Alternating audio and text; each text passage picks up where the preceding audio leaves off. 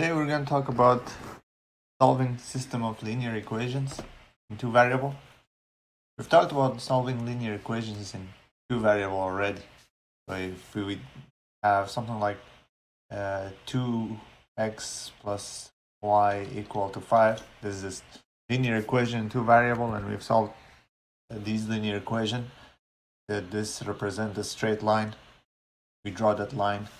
So for example, if you have one equation, a1x plus b1y equals c1, a, b, and c are constant, there's something like 2x plus y equal to 5, then the corresponding solution would be a straight line.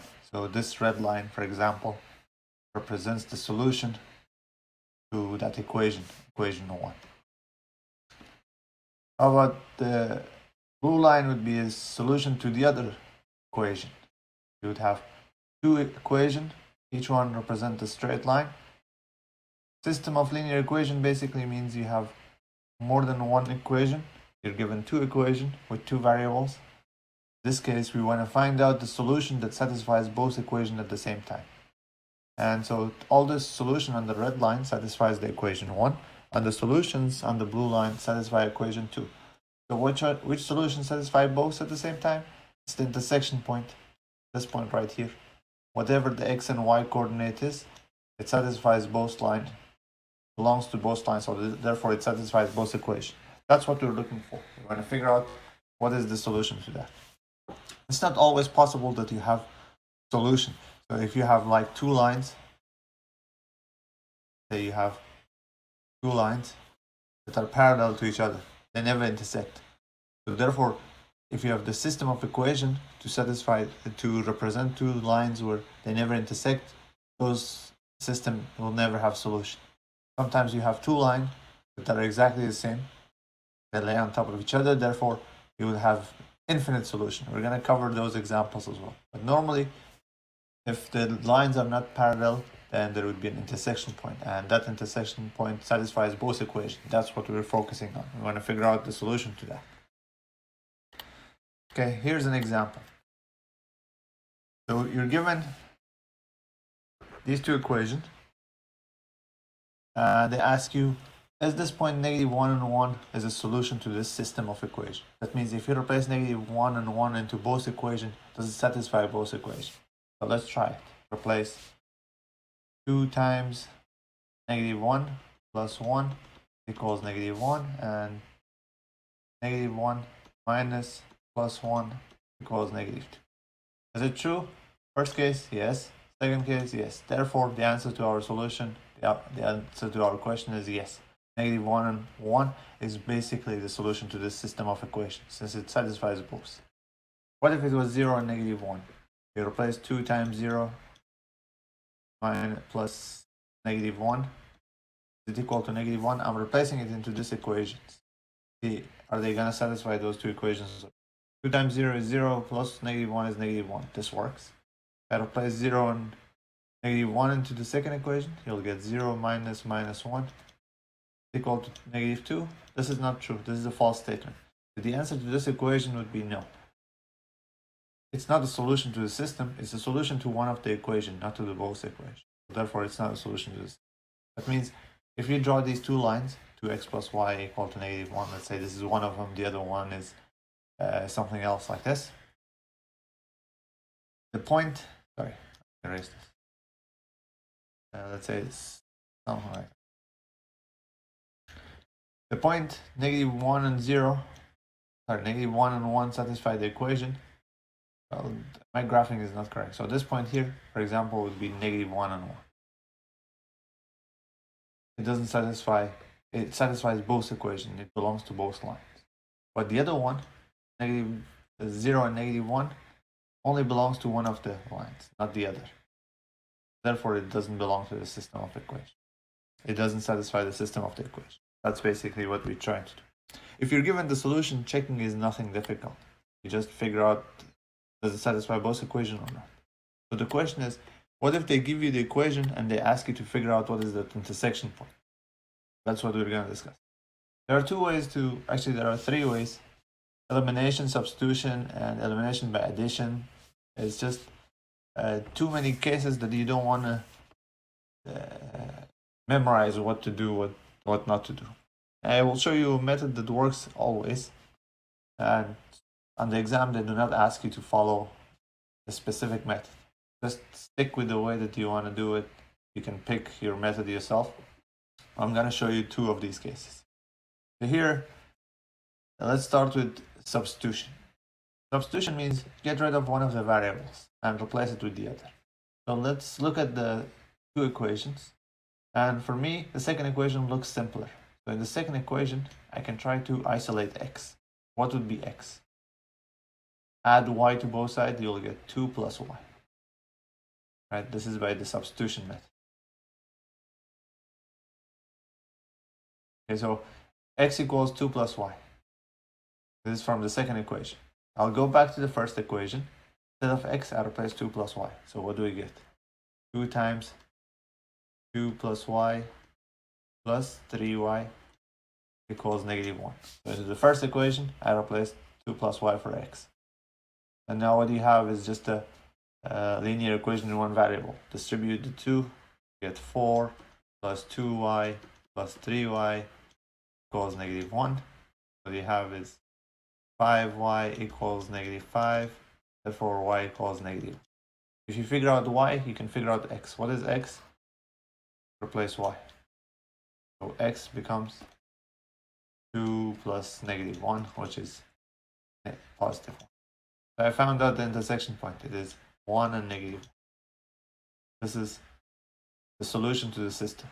It satisfies both equations. You can test, see if it satisfies both equations by replacing it. If I replace 1, I will get 2 times 1 plus 3 times -1 equals -1. Is it true?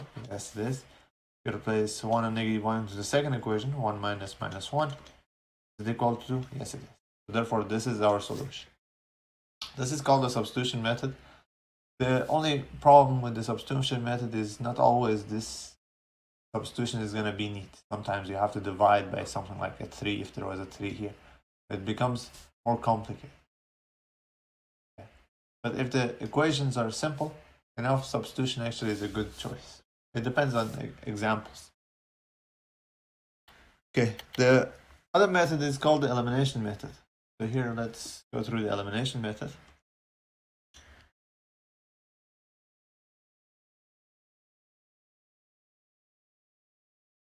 In the elimination method, what you try to do is get rid of one of the variables. So I'm going to call this equation 1, equation 2.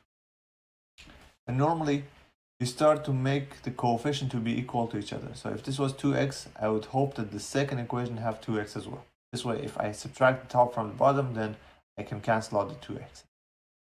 So what I do is I will keep the first equation, 2x plus 3y equal to -1. And let me write down the second equation as the same. X minus y equals 2. If they are not arranged, put the x's underneath each other, y's underneath, rearrange them, and move the constant to the side. Try to rearrange them, this way it's easier. Okay, what I would do is I will multiply, pick the coefficient. The coefficient here is 2.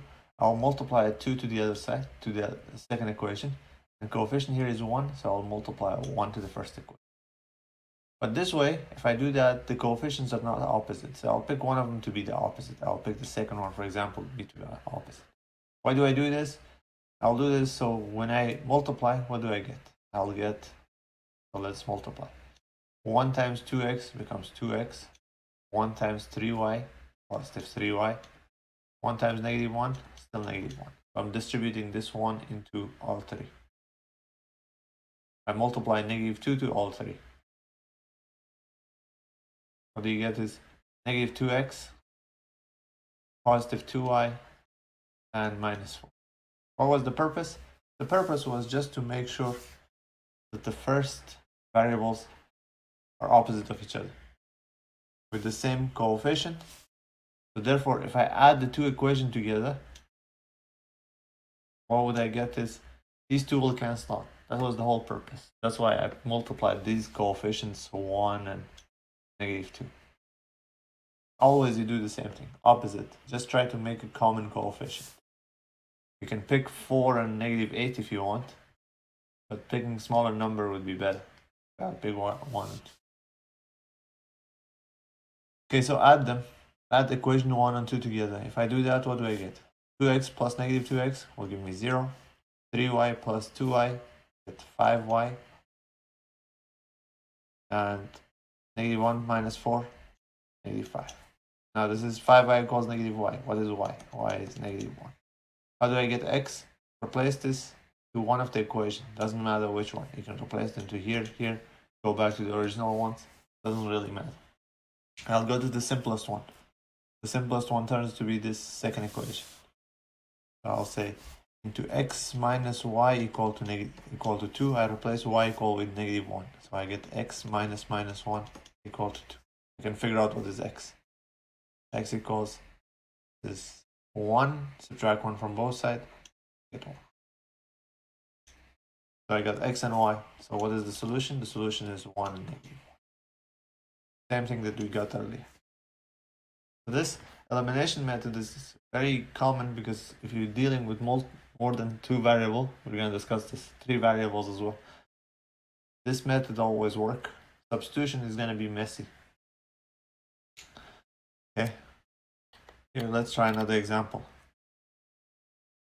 This is one case that you have fraction. If you see fraction, try to get rid of the fraction as soon as possible. So what I do first is always, I'll try to get rid of the fraction. Here the first equation, there's no fraction involved, 2y equal.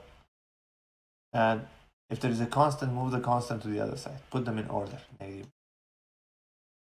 Okay, I'll multiply 2 to the second equation, just to get rid of the denominator. 2 times negative y minus 2y, 2 times x half, simply x, and 2 times 0 equals 0. Right? And I rearrange them, so I'll put the x's underneath each other, y's underneath. So I'll have x minus 2y equals negative 1, first equation. Second equation, x minus 2y equals 0. Here, you have multiple options. You can multiply negative 1 to the second equation, so make them opposite, or you can just simply subtract the top from the bottom. If you subtract the top from bottom, x minus x will give you 0. Negative 2y minus 2y becomes 0, so you'll get plus 0. Negative 1 minus 0, you'll get negative 1. Here's what is important. What you end up with is 0 equals negative 1. This is a false statement. What does it tell us? It tells us that this equation, this system of equation has no solution. This is the case that I was mentioning earlier. You have 2 lines that are parallel to each other. Where is the common solution? There is no common solution because they never intersect. So these 2 lines, they're both parallel, have the same slope. The slope is negative 1/2. So therefore, they will never intersect. Actually, since the slope is negative, they will look the other way. They'll look like something like that. So the idea is there is no common point. So if you end up with a false statement, that means there is no solution. No solution in this case.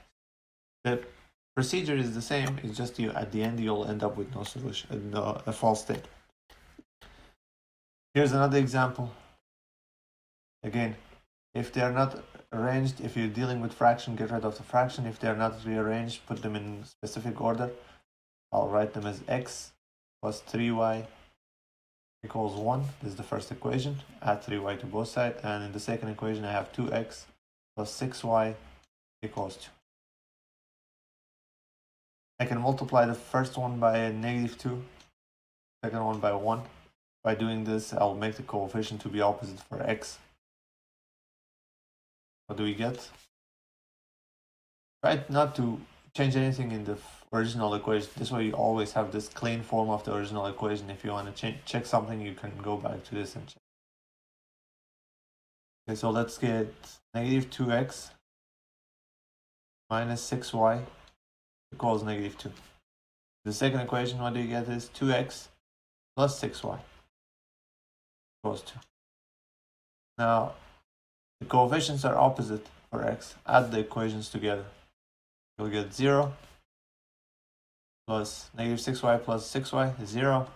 Negative 2 plus 2 is 0. So what do I get? 0 equals to 0. This is a true statement always.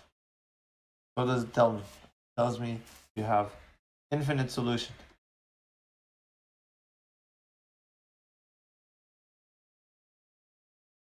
This is the same as if I ask you to solve this equation, x equal to x.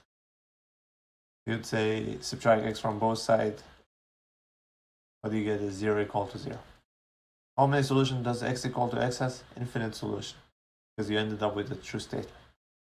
Right, so this is the same idea. But these infinite solutions cannot be everywhere. They should belong to a specific line. This is where they have two equations, but those equations both represent the same thing. This is one of the equations, and the other equation turns out to be exactly the same as this line. So the lines basically, these lines are wobbly. The lines are on top of each other, so they intersect infinitely many times. How do we show the solution? Here's the important part. You can say the solution is x and y, where x is some constant, y depends on x. You can figure out what is y through one of the equations. Doesn't matter which one you pick. I can pick the first one, for example. What is y? That would be the question. Solve for y. Subtract 1, divide by negative 3. So you'll get x equals 1 minus 3y. X minus 1 equals negative 3y. What is y? Y equals x minus 1 divided by negative 3. So I'll say x is the same, y is x minus 1 divided by negative. This is if they ask you to write in terms of x. If they ask you to write in terms of y, then you say x and y are basically, you don't really need to write this x and y. I'm just telling you what to expect. I'm trying to solve for x. What is x? X is given 1 minus 3y. It's already given. So instead of x, I can write in terms of 1 minus 3. That means if you pick a solution, you say this equation has a solution, and that the x in that solution is 1. You can figure out simply the y by just replacing x with 1. 1 minus 1 divided by 3 would be 0. So the solution would be 1 and 0. If you pick x equal to 2, what you get is 2, and I'm replacing here x with 2. 2 minus 1, 1 divided by negative 3, so you'll get negative 1 there. These are the solutions. If you pick x equal to 3, there would be infinite of them. All the points along this line would be a solution. Okay. If they ask you to graph it, you should graph this line. If they ask you to figure out in terms of x, you write it this way. In terms of y, you write it this way. Okay. And normally they do not write that. Just say the solution looks like this. They use some bracket and say y is such that y belongs to this equation. Y such that satisfies this x and y's. Sorry. X and y's such that they have this format. I don't want to get to notation. Is not that important. Just that you understand what you're trying to figure out. So this is in case if you have infinite solution. If you have no solution, you end up with a false statement. If you have a unique solution, that means if there is an intersection point, you can go through this elimination or substitution, figure out what the constant is. Okay, there are a bunch of applications that I'm going to talk about next time, but all the examples are very similar to this. Try to do this for a couple of examples. I'm going to stop here.